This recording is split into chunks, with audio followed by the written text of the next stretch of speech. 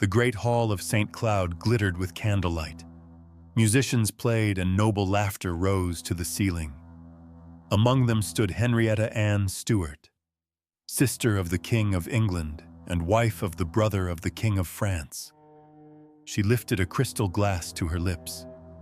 In the next breath, the music stopped. The glass fell from her hand and shattered on the stone floor. She clutched her stomach with a cry that silenced the room. Her face turned pale, her body bent in agony. Servants rushed forward, yet no one dared to touch her. The courtiers stood frozen, as if marble had come to life. Her voice broke through the silence, weak but clear. "I have been poisoned." The words fell like a curse upon Versailles. A princess of 2 crowns, born to unite kingdoms, was now writhing on the floor as whispers filled the hall. Physicians were summoned. Prayers were whispered, but nothing could stop the storm inside her body. Within hours, the radiant young woman who had once been the pride of 2 dynasties would be gone. Her death at 26 was sudden, brutal, and filled with shadows. It was not only the end of a life, but the beginning of one of the darkest mysteries of the 17th century. Who watched in silence as she cried for help? Who turned away when her final words echoed through the hall? Stay with us until the end of this story to uncover the hidden truth behind the final night of Henrietta of England. And if you wish to journey deeper into the forgotten tragedies of history, subscribe to this channel and keep the past alive with us. Henrietta Anne Stuart was born in 1644 into a world already trembling. Her father, Charles I of England, was locked in a struggle with Parliament, and her cradle shook with the sound of civil war. When she was only 5, the battle was lost. Charles walked to the scaffold at Whitehall, condemned as a traitor to his own people. The axe fell, and with it the protection of his youngest daughter. Her mother fled with her across the Channel to France. They arrived not as honored guests, but as refugees, surviving on the uncertain mercy of their Bourbon relatives. The palaces of Paris shimmered with jewels, yet Henrietta wore gowns patched by weary hands. Other princesses glittered with pearls, while she learned to lower her eyes and accept silence where laughter should have been. She grew up in corridors where she was treated kindly, but never as an equal, a child of kings, yet stripped of crown and dowry. She was reminded every day that she was a burden carried by others. What she possessed was not measured in gold. Her inheritance was carved into her blood, for she was a Stuart by birth and a Bourbon by descent. That lineage made her valuable even when her purse was empty. As she grew older, her beauty bloomed with a quiet insistence. Her figure was delicate, her movements graceful. But it was her eyes that no one could forget. Green like deep waters, they seemed to read what others tried to hide. Courtiers spoke of those eyes as if they were jewels brighter than emeralds. Her mother ensured that poverty did not mean ignorance. Henrietta studied languages, history, and the art of conversation. In gatherings, she often sat in the background. But when she spoke, her words carried a spark that turned heads. She could charm with a smile and disarm with a single clever remark. Even in exile, she began to gather admirers, not for wealth or power, but for her mind and her presence. Years passed and whispers began to change. At first, she was the little girl in patched dresses. Later, she became the young woman whose beauty stirred envy and whose wit invited admiration. The real turning point came in 1660 when her brother Charles reclaimed the throne of England. Overnight, Henrietta's position transformed. She was no longer the daughter of a defeated king. She was the sister of a reigning monarch. In that instant, her value in the eyes of Europe rose beyond measure. Now she was no longer just the poor relation hidden in the corners of palaces. She was a living bond, between two great houses. Ambassadors began to take note of her, and proposals of marriage hovered in the air. Henrietta had survived the years of want with grace, and now she was ready to step into the light. Versailles would soon discover that the girl once dismissed as an exile was destined to become its brightest flame. When Henrietta first entered the glittering world of Versailles, she carried with her the freshness of exile and the allure of mystery. She was young, graceful, and her eyes caught the light like green fire.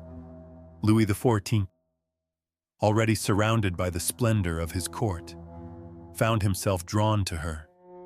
He lingered at her side during gatherings, and the court whispered of glances that lasted too long. Versailles, built on rumor as much as on marble, quickly filled with talk of a forbidden closeness between the king and his cousin. For a moment, it seemed as if Henrietta could hold the attention of the most powerful man in Europe. But power cannot afford scandal. Louis XIV understood that whispers of affection toward the sister of the English king could poison delicate alliances. The gossip had to be silenced, and Henrietta could not remain only as an admired beauty at court. She had to be placed into a role that served both the Bourbon dynasty and the Stuart restoration. The answer came in the form of marriage. Henrietta was given to Philippe, Duke of Orléans, the only brother of the king. The union promised to bind two great houses more tightly together, and it diverted suspicion away from the Sun King. The ceremony was celebrated with glittering splendor, as if to prove that politics had triumphed over rumor. Yet beneath the golden arches of the chapel, Henrietta felt the weight of duty more than the joy of love. Philippe was known for his flamboyance and for his love of male companions. He valued luxury, jewels, and the adoration of his circle. To him, Henrietta was not a partner, but a rival for attention. Every compliment she received, every look cast her way, was an insult in his eyes. Her beauty that once enchanted Versailles became the spark of his resentment. His jealousy was sharp and constant, and his cruelty grew with each passing season. Still, Henrietta did not fade.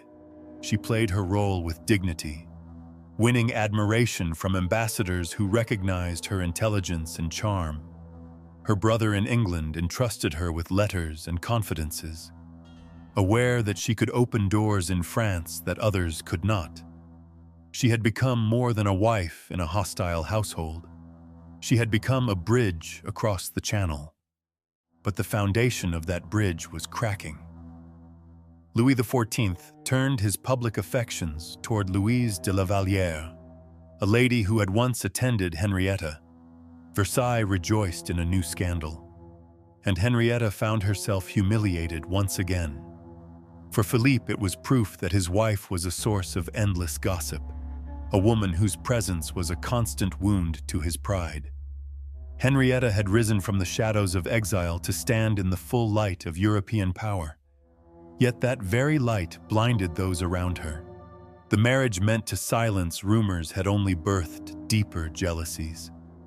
And in the mirrored halls of Versailles, every look, every whisper, and every silence was preparing her for a descent she could not escape. Versailles glittered with music and firelight. Yet for Henrietta, every mirror now felt like a watchful eye. She had once walked through those gilded halls as a figure of grace, admired for her beauty and her wit. Now she moved as though under guard, every whisper trailing behind her like smoke. The questions never ceased. Were her children truly the blood of her husband? Could she be trusted when her influence stretched far beyond the walls of her household? Philippe gave no shelter. His pride could not bear the radiance of a wife who shone brighter than himself. His insults cut her in public. His silences pierced her in private. And beside him stood Chevalier de Lorraine, not simply a companion, but a lover who held his ear and his heart. Lorraine felt threatened by Henrietta. for her presence dimmed his hold on Philippe. In his whispers, he painted her beauty as deceit, her diplomacy as betrayal, until Philippe no longer saw a wife but a rival whose fall would restore his own worth. Henrietta, meanwhile, reached the height of her political power. She had crossed the Channel and returned carrying the Treaty of Dover, a secret agreement that tied England and France in bonds of gold and arms. It was she, not a statesman, who placed the signatures that could alter the map of Europe. In that moment, she became too valuable, too powerful, and in the eyes of men that was dangerous. A woman admired for charm could be tolerated. A woman who held the fate of kingdoms in her hand could not. The air around her grew heavy. Courtiers who once smiled at her brilliance now turned away. Servants avoided her gaze. Conversations ended when she entered a room.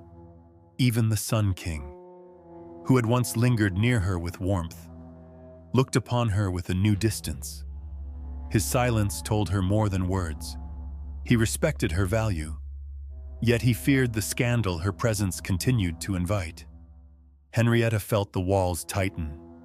Every step was shadowed. She wrote to her brother of her fear, of the eyes that followed her, of the sense that her life was no longer her own. She understood that her triumph in diplomacy had made her a prisoner of politics. Versailles, once her stage, had become her cage, and within that cage, enemies moved unseen, preparing for the moment when silence would speak louder than any voice. The glow of St. Cloud could not hide the shadows that gathered around Henrietta. Nights grew longer and heavier. She lay awake staring at the ceiling, listening to the faint echo of footsteps beyond her chamber. What once had been the sounds of a bustling household now felt like the pacing of unseen guards. Her most trusted servants disappeared one by one. No farewell, no explanation, only silence. In their place came strangers who bowed stiffly and avoided her eyes. She sensed that they were not there to serve but to observe. Even in her own rooms, she no longer felt alone. She continued to write to her brother across the Channel, telling him of her unease in careful words that revealed more in what was left unsaid. Yet even those letters betrayed her. She noticed the cracked seal, the faint mark of another hand before the message left France. Her words, once meant only for Charles, were now prey to eyes that sought to twist them. One night, as the palace slept, a folded paper slid under her door. The handwriting was rushed and uneven, as if penned in fear. It carried only a few lines. "Do not drink. Be watchful. They are near." Henrietta held the note in trembling hands while the candle sputtered beside her. It was not rumor now. It was warning. From that moment, every cup, every plate, every flask of water became an object of dread. Her body began to mirror the fear in her mind. She suffered from waves of nausea, sudden weakness, and restless nights where her heart raced as though she had been running through corridors that never ended. Her reflection in the mirror grew paler. The luster of her eyes remained, but they were haunted, as if she were already seeing her fate before it arrived. Even small gestures unsettled her. A smile from a courtier carried the weight of mockery. A kind word sounded like pity. The air of Versailles and St. Cloud, once filled with music, now pressed on her chest like a heavy stone. She felt not only isolated, but hunted. Still, she carried herself with dignity in public. At feasts, she smiled. At councils, she spoke with calm. But once alone, she pressed her hands together in silent prayer. She whispered for strength, for protection, for mercy. Each night ended with her lighting a candle beside her bed, not for comfort, but as a fragile barrier against the darkness that seemed to press through the walls. The decline was not sudden. It was a slow unraveling, a steady erosion of body and spirit. Yet Henrietta sensed that the end would not be slow. Something was approaching, swift and merciless, and no prayer or warning note could hold it back. The night before the feast, Henrietta felt a sharp ache twist through her stomach. Fear gripped her and she sent for a physician. He arrived with the calm detachment of a man already certain of his words. He pressed her wrist, asked a few questions, then assured her that it was nothing serious. A minor inflammation of the bowels, he said. A discomfort that would pass with rest. His voice was gentle, yet to Henrietta it felt rehearsed, as though the script had been written before he entered the room. When he left, she remained in silence, the unease gnawing at her as the candle beside her flickered low. The next evening, St. Cloud was alive with brilliance. Candles burned in endless rows, music filled the air, and laughter spilled across the great hall. Nobles in shimmering gowns and bright silks moved like a river of color through the chamber. Henrietta entered among them with her delicate step, pale from the night before but still radiant, her eyes carrying a glimmer that drew every gaze. She spoke with grace, exchanged smiles, and laughed at the right moments, as if determination alone could keep fear at bay. Yet the memory of the warning note haunted her. Do not drink. Be watchful. They are near. When the feast ended, she asked for a glass of water. The servant brought a crystal cup that caught the light of 100 candles. She raised it to her lips. Within moments, pain tore through her body. She gasped. The cup slipped from her hand and shattered on the stone floor. The sound rang through the hall like a bell tolling for the dead. The music stopped. Conversations died in an instant. Henrietta bent forward, clutching her stomach. Her face drained of color. Her breath came in jagged bursts. She lifted her head, her eyes wide with terror, and her voice, though faint, was clear. I have been poisoned. The hall froze. Some backed away. Others whispered prayers. But no one moved to hold her. Philippe stood apart, his expression hard and unreadable. The physicians hurried in and tried to calm her, offering draughts that spilled uselessly from her lips. They insisted it was illness, not poison, but their words could not veil the agony that gripped her. Hours dragged on as she writhed in pain. Sweat ran across her brow. Her body shook. Her hands clawed at the cushions. Her cries filled the chamber, breaking the silence again and again until voices could no longer bear to respond. The once brilliant princess, the sister of a king and the wife of a king's brother, was reduced to a pale figure fighting for breath in the glare of candlelight. At last, her strength ebbed. Her eyes, luminous even in torment, searched the room one final time, as if seeking mercy. None came. Her breath faltered. Her hands fell still, and silence reclaimed the hall. Henrietta of England was 26 years old.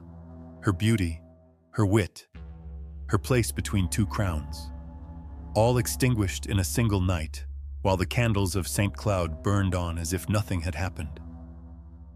The death of Henrietta sent a shiver through Europe. Within hours, the corridors of Versailles filled with whispers. Some named Philippe, her jealous husband. Others pointed to Lorraine, the lover whose place at Philippe's side depended on her fall.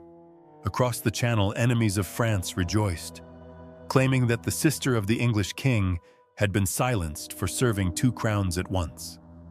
Charles II did not remain quiet. He demanded that the French court open a full inquiry into the death of his sister. He expected testimony, evidence, answers. For a brief moment it seemed that truth might be spoken, but Versailles had already chosen silence. The physicians stepped forward with their account. They reminded everyone that Henrietta had summoned a doctor the night before her collapse. He had found nothing but a common inflammation of the bowels. It was an illness, they said, not poison.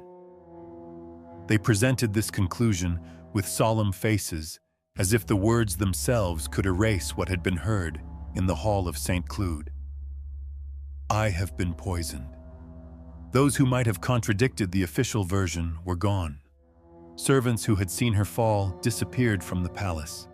Friends who might have spoken remembered only fragments. Witnesses who once whispered of strange events now gave testimony that matched the physician's story too perfectly. Every crack in the account was sealed with gold or silence. Charles II had grieved, but he also understood. He had signed the Treaty of Dover. He needed French gold and French arms more than he needed vengeance. His sister was dead. His kingdom was alive.